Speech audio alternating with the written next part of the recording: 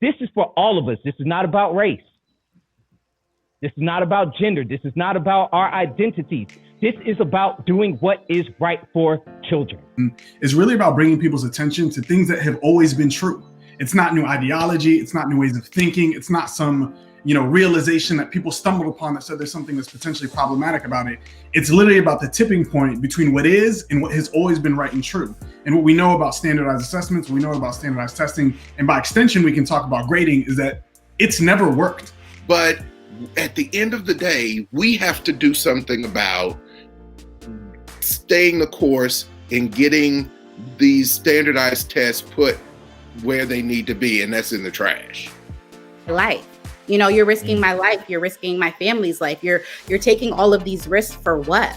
Like what actually, why do we need these tests? Are we actually going to be utilizing this data to make decisions, or is it to have money in people's pockets? So this is the time now where we have to take a stand, because we got to get the ball rolling.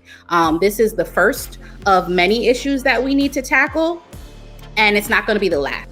But don't make no doubt about it. There's going to be trouble when those stones come, because there's multi-billion-dollar industry. When those stones come, as a collective, we need to make diamonds out of the pressure.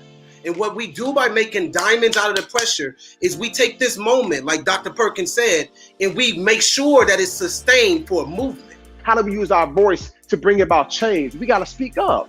On December 15th, I need you to show up. Whether you in Philly, whether you in DC, whether you in New York, whether you in Houston, whether you in Cali, whether you in Georgia, like wherever you are, there will be demonstrations all over the country. It's time to show up. Where you listen to student voice of what do we need to do when we're in high school, right? Instead of going through these exams, you have internships. So they learn these little skills. Like, while student wellness and safety is really important, I think one of the things we haven't hit on is what our teachers are going through mentally and emotionally right now, right? So like social emotional health isn't just for students, right? We all should be aware of our social emotional health, and it's a continuum. Parents, their sisters and other people, and it just gets spread and spread and spread, and especially when you get to communities where we don't necessarily have the ability to always socially distance, because there's like 8 of us in a 2-bedroom apartment. And it really frustrates me that we have the science, we have the stats, yet, whoever it is in the school administration are making